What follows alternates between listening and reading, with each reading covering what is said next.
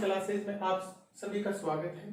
आज अपना टॉपिक है राजस्थान दर्शन का तीसरा पार्ट, जिसमें आप पढ़ोगे राजस्थान का देशांतरीय विस्तार।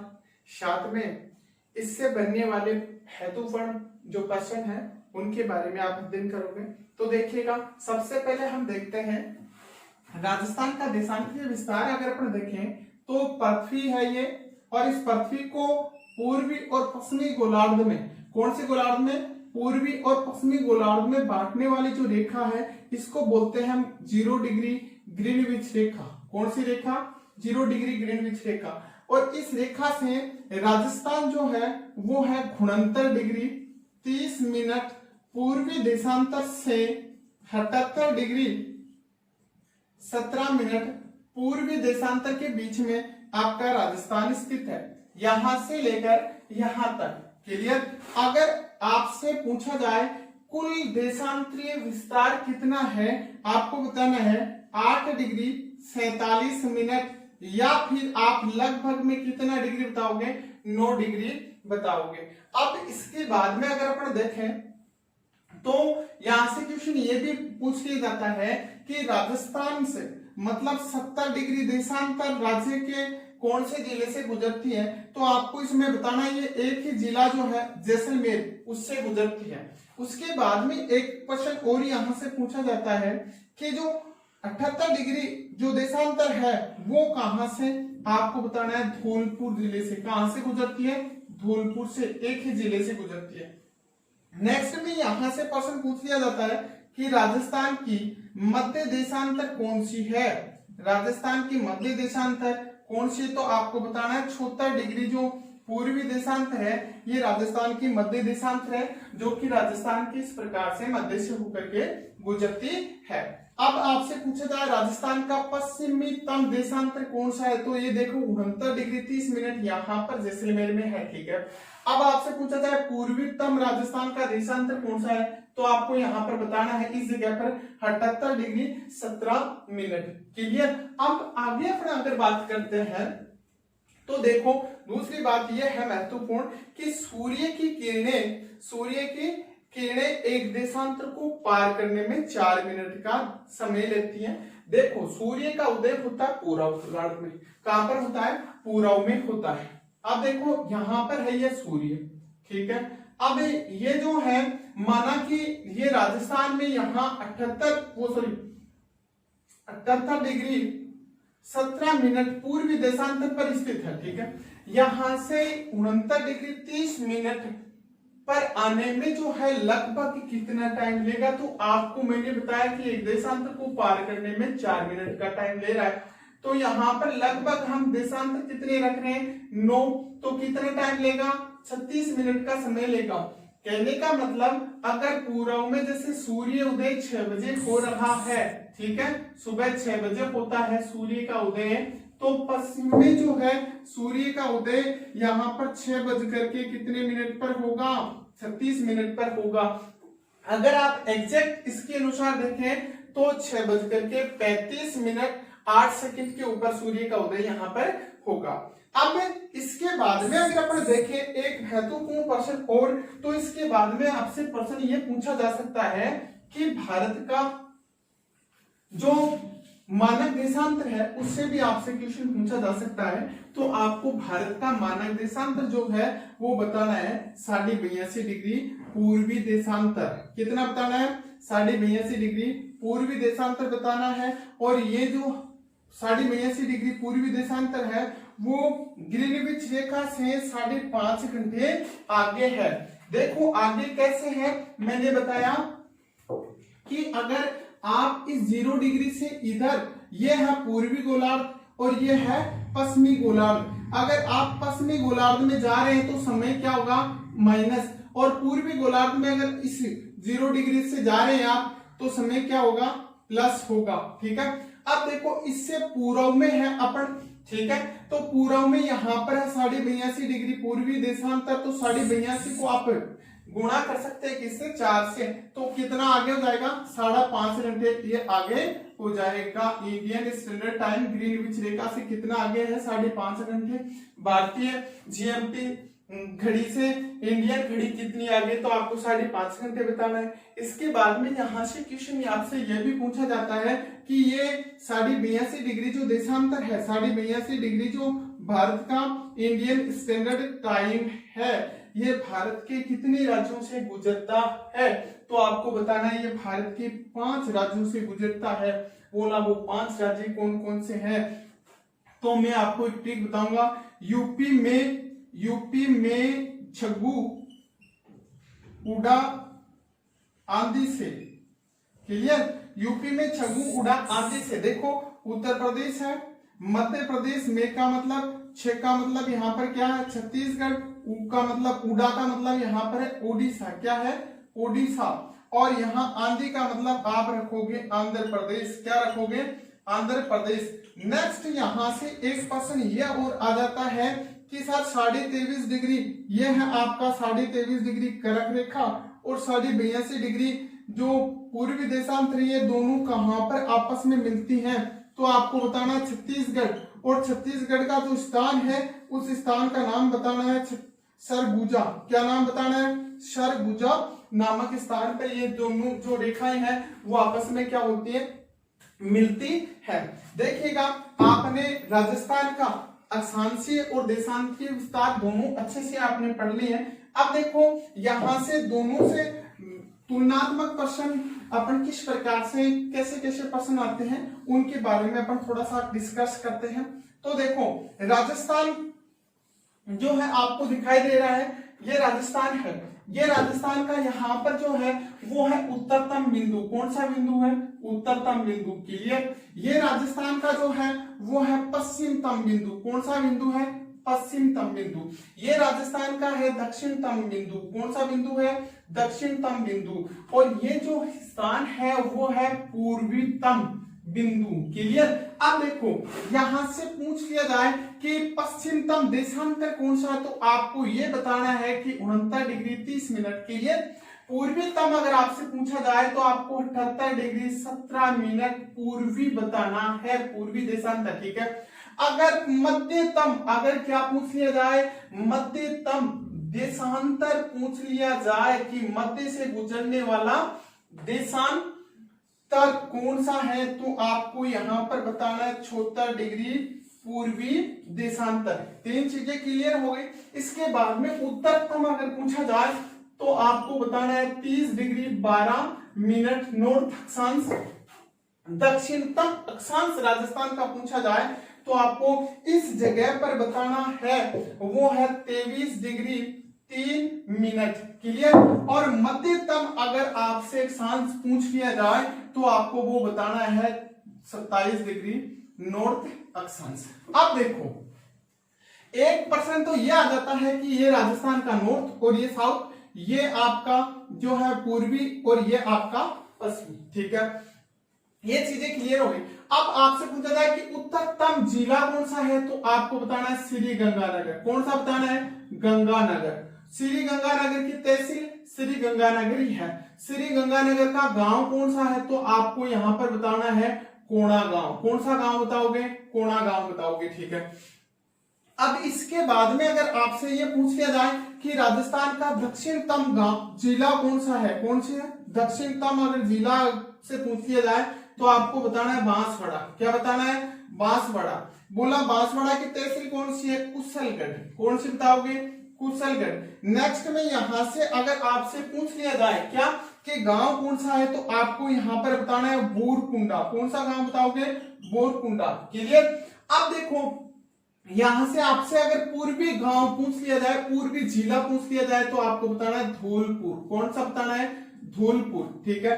धौलपुर की तहसील अगर पूछ ली जाए तो आपको बताना है राजाखेड़ा। क्या बतानी है, राजाखेड़ा। और अगर यहाँ पर धौलपुर का गांव पूछ लिया जाए तो आपको बताना है सीलाना। क्या बताना है, सीलाना, क्लियर। अब देखो यहाँ पर ये पश्चिमीतम अगर आपसे पूछ लिया जाए, क्या पूछ लिया जाए, पश्चिमीतम अगर आपसे पूछ लिया जाए तो आपको यहाँ पर बताना है जैसलमेर। क्या बताना है, जैसलमेर, ठीक है। इस जगह पर कहने का मतलब ये पश्चिमी है वो पूर्वी है, मैंने यहाँ पर बनाया। तो जैसलमेर की तहसील अगर आपसे पूछ ली जाए तो समतहसील, जो कि समतहसील क्या है, राजस्थान की पूर्ण वनस्पति विहीन जो है वो तहसील है। और इस तहसील का अगर गांव पूछे आपसे तो आपको बताना है कटरा गांव। कौन सा गांव बताना है? कटरा गांव बताना है, ठीक है। ये चीजें अब इन्हीं का क्या बताना है, आपसे पूछ लिया जाए कि ये कौन से देशांतर पर स्थित है, तो आपको 69 डिग्री 30 बताना है। ये कौन से पर है तो 78 डिग्री 17 बताना है। ये कौन से पर है तो ये आपको 30 डिग्री 12 बताना है। और ये कौन से पर है, 23 डिग्री 3 पर बताना है। अब आप इस बात को ध्यान दें कि राजस्थान की दक्षिण से उत्तर तक, राजस्थान की दक्षिण से उत्तर की लंबाई जो है वो देखो, ये राजस्थान का दक्षिण बिंदु है और ये उत्तर है। तो राजस्थान की उत्तर से दक्षिण से उत्तर की लंबाई जो है वो है 826, 826 मतलब 826 किलोमीटर। कहा जाता है राजस्थान के वीर जो है वो लंबाई में छोटे होते हैं, बट उनका सीना जो है वो कैसा होता है, चौड़ा होता है। देखिएगा ये तो राजस्थान की क्या हो गई, लंबाई हो गई, ठीक है। अब अगर यहां से चौड़ाई आपसे पूछ लिया जाए तो आपको चौड़ाई यहां पर बतानी है, राजस्थान की चौड़ाई आपको बतानी है 869 किलोमीटर। कितने किलोमीटर? 869 किलोमीटर। क्लियर। अब यहां से एक महत्वपूर्ण प्रश्न यह आ गया कि राजस्थान की लंबाई और चौड़ाई, राजस्थान की लंबाई व चौड़ाई दोनों में जो है अंतराल कितना है, तो आपको बताना है दोनों में अंतराल कितने किलोमीटर का, 43 किलोमीटर का है। अब देखिएगा इसी प्रकार से ये उत्तरतम और दक्षिणतम, मतलब दक्षिण से उत्तर और पूरब से पश्चिम की लंबाई चौड़ाई हो गई। अब इसके साथ में यहां से ये क्वेश्चन और आ जाता है कि ये राजस्थान का उत्तरी हिस्सा है, मतलब उत्तर से दक्षिण है, और ये पूरब से पश्चिम है। यहां पर यह विकीर्ण डाला गया है एक, इस विकीर्ण को हम बोलेंगे यहां पर कौन सा विकीर्ण, उत्तर उत्तर पश्चिम, ठीक है। और यहां पर यह हो गया दक्षिण पूरब। इसी प्रकार से इधर से जो डाला जा रहा है विकीर्ण वो है यहां पर उत्तर पूरब, ठीक है। अब बोला विकीर्ण की लंबाई, यहां पर इस विकीर्ण की उत्तर पश्चिम से दक्षिण पूरब अगर विकीर्ण की आपसे लंबाई पूछी जाए तो ये लंबाई बतानी है 850 किलोमीटर। क्लियर। और इसके बाद में अगर आपसे पूछी जाए उत्तर पूरब से दक्षिण पश्चिम विकीर्ण की लंबाई तो आपको बताना 784 किलोमीटर, ठीक है। ये विकीर्ण हो गए। अब आपसे पूछा जाए, यहां पर तुलनात्मक रूप में भी पूछा जा सकता है कि कौन सा विकीर्ण लंबा है, तो आपको बताना है उत्तर पश्चिम से दक्षिण जो पूरब विकीर्ण है उसकी लंबाई ज्यादा है, जबकि उत्तर पूरब से दक्षिण पश्चिम विकीर्ण की लंबाई कम है। अब दोनों में अगर आपसे अंतराल अगर पूछा जाता है तो अंतराल आपको बताना है 66 किलोमीटर। क्लियर। अब देखिए इसके बाद में अगर अपन आगे प्रश्न डिस्कस करते हैं तो वो प्रश्न यह है कि राज्य की स्थिति, राज्य मतलब आपके राजस्थान की स्थिति संपूर्ण विश्व के संदर्भ में ईशान, मतलब जो विभिन्न कोण है उन कोणों को संदर्भ बिंदु मानते हुए अगर पूछी जाए तो आपको किस प्रकार से उसका आंसर देना है। देखिएगा आपको मैंने पहले बताया था कि राजस्थान की स्थिति पूछी जा सकती है विश्व के संदर्भ में कि संपूर्ण विश्व में राजस्थान कहां पर है, और एशिया में राजस्थान कैसी स्थिति रखता है, और भारत में राजस्थान कैसी स्थिति रखता है। तो देखिएगा ध्यान से सुनिएगा, माना कि यह है, देखिए यह है नॉर्थ बिंदु, ठीक है, और ये जो है वो है साउथ बिंदु, और ये आप बता रहे ईस्ट बिंदु, और यह है वेस्ट, ठीक है। अब अगर इन दोनों के बीच में यहां पर अपन देख रहे हैं तो यह है नॉर्थ और ईस्ट, क्या है, नॉर्थ ईस्ट, और इसके बाद में अगर इधर अपन देख रहे हैं तो यह है नॉर्थ वेस्ट, और ये जो है वो है साउथ वेस्ट। इसके बाद में यहां अगर अपन देख रहे हैं तो यह साउथ ईस्ट है, ठीक है। अब पूछा जाता है कि संपूर्ण विश्व में राजस्थान की स्थिति कैसी है, कौन से कोण में है, कौन से गोलार्ध में है, तो हम यहां पर देखेंगे ये नॉर्थ गोलार्ध है, ठीक है, और ये जो है उत्तरी पूर्वी गोलार्ध है, ये पूर्वी गोलार्ध है, और ये दक्षिणी पूर्वी, और इसके बाद में ये दक्षिणी है और ये पश्चिमी है, और ये उत्तरी पश्चिमी है। अब देखो, आप ध्यान से सुने, भूमध्य रेखा ने संपूर्ण पृथ्वी को कितने भागों में बांटा था? 2 भागों में। एक भाग नॉर्थ गोलार्ध कहलाया, दूसरा भाग जो है दक्षिणी गोलार्ध कहलाया। जबकि ग्रीनविच रेखा 0 डिग्री ने संपूर्ण पृथ्वी को 2 गोलार्धों में, एक पूर्वी गोलार्ध और दूसरा कौन सा गोलार्ध? पश्चिमी गोलार्ध। अब देखिएगा, इधर मैंने ये कहा था कि ग्रीनविच रेखा के पूर्णतः राजस्थान किधर है? पूर्वी गोलार्ध में है। भूमध्य रेखा के राजस्थान पूर्णतः कौन से गोलार्ध में है? उत्तरी गोलार्ध में है। अगर आपसे ओनली फॉर भूमध्य रेखा को लेकर के पूछे तो आपका आंसर नॉर्थ गोलार्ध होगा। अगर आपसे ग्रीनविच रेखा 0 डिग्री को लेकर के क्वेश्चन पूछा जाए तो राजस्थान कौन से गोलार्ध में होगा? पूर्वी गोलार्ध में होगा। क्लियर? अगर इन दोनों को संदर्भ बिंदु मानते हुए संपूर्ण विश्व में स्थिति राजस्थान की पूछता है तो आपको बताना है उत्तरी पूर्वी गोलार्ध। कौन सा गोलार्ध? उत्तरी पूर्वी गोलार्ध। और अगर गोलार्ध नहीं पूछता है, उत्तरी पूर्वी गोलार्ध न दे करके यहां पर दे देता ईशान कोण। कौन सा कोण? ईशान कोण। मतलब उत्तरी पूर्वी गोलार्ध को हम कोण की स्थिति से देखें तो वो क्या कहलाता है? ईशान कोण कहलाता है। तो ऑप्शन में अगर आपके पास में यह आए कि संपूर्ण विश्व में राजस्थान कोणीय स्थिति के अंतर्गत कौन सी स्थिति में है, तो आपको बताना ईशान कोण, जो कि उत्तरी पूर्वी गोलार्ध में स्थित है।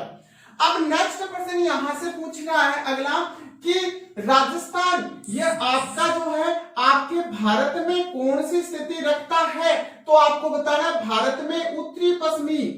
कौन सी स्थिति रखता है? उत्तरी पश्चिमी। और उत्तरी पश्चिमी स्थिति को हम बोलते हैं वायव्य कोण। कौन सा कोण बोलते हैं? वायव्य कोण के नाम से हम जानते हैं। तो अब यहां पर प्रश्न आ सकता है कि राजस्थान की जो है वायव्य कोण स्थिति किसके संदर्भ में? वो वायव्य कोण की स्थिति राजस्थान भारत में रखता है या विश्व में रखता है या एशिया में रखता है, तो आपका आंसर होगा भारत में रखता है। जबकि विश्व में कौन सी स्थिति रखता है? ईशान कोण की स्थिति रखता है। कहने का मतलब उत्तरी पूर्वी स्थिति, और भारत में राजस्थान की स्थिति है वो उत्तरी पश्चिमी है। जबकि इधर अगर अपन देखें दक्षिणी पश्चिमी, और दक्षिणी पश्चिमी की जो कोणीय स्थिति है वो कोणीय स्थिति कहलाती है नेतृत्व। कौन सी स्थिति कहलाती है? नेतृत्व स्थिति, नेतृत्व कोण की स्थिति। और नेतृत्व कोण की स्थिति राजस्थान किस में रखता है? एशिया महाद्वीप में रखता है। एशिया महाद्वीप में राजस्थान कौन सी दिशा में स्थित है? तो आपका आंसर होगा यहाँ पर दक्षिणी पश्चिमी। कौन सी में? दक्षिणी पश्चिमी दिशा में। जबकि आग्नेय कोण ये बन रहा है आग्नेय कोण। आग्नेय कोण कौन सा कहलाता है? आग्नेय कोण कहलाता है आपका दक्षिणी पूर्वी कोण। दक्षिणी पूर्वी कोण में राजस्थान का संबंध किस आग्नेय स्थिति से नहीं है। ये तीनों जो संबंध है, ईशान कोण, वायव्य कोण और नेतृत्व कोण, तीनों की स्थिति, तीनों का संदर्भ जो है, संबंध जो है वो राजस्थान से है। क्लियर? नेक्स्ट यहां से इस प्रकार का प्रश्न भी बन सकता है। नेक्स्ट प्रश्न कैसा बनेगा देखिएगा, ध्यान से सुनिए। ये इधर से जा रही है कौन सी रेखा? ये आपके इधर से जा रही है कर्क रेखा। कौन सी रेखा जा रही है? कर्क रेखा। मैं आपको बिंदु बोल रहा हूं। बिंदु कैसा बोल रहा हूं? बिंदु ये बोल रहा हूं कि निम्न प्रश्न है, राज्य के संदर्भ में सही खतन को छाटिए। मैं खतन बोल रहा हूं, राजस्थान का अधिकांश जो भाग है वो उपोष्ण कटिबंध में है। ठीक है? राजस्थान में उत्तर से यहां पर कोई आदमी है और ये व्यक्ति जो है वो क्या आ रहा है? उत्तर से नीचे आ रहा है। ये लो सर, ये यहां पर आ रहा है। अब पर्सन बोल रहा है कि राजस्थान में उत्तर से दक्षिण की ओर आने पर सूर्य की किरणों का सीधापन बढ़ता है। ठीक है? दूसरा इसी में खतन आ जाए कि राज्य की लंबाई की तुलना में चौड़ाई अधिक है और फिर तीसरा पॉइंट आ जाए, राज्य के उत्तर पश्चिम से दक्षिण पूर्व विकीर्ण की लंबाई कम है।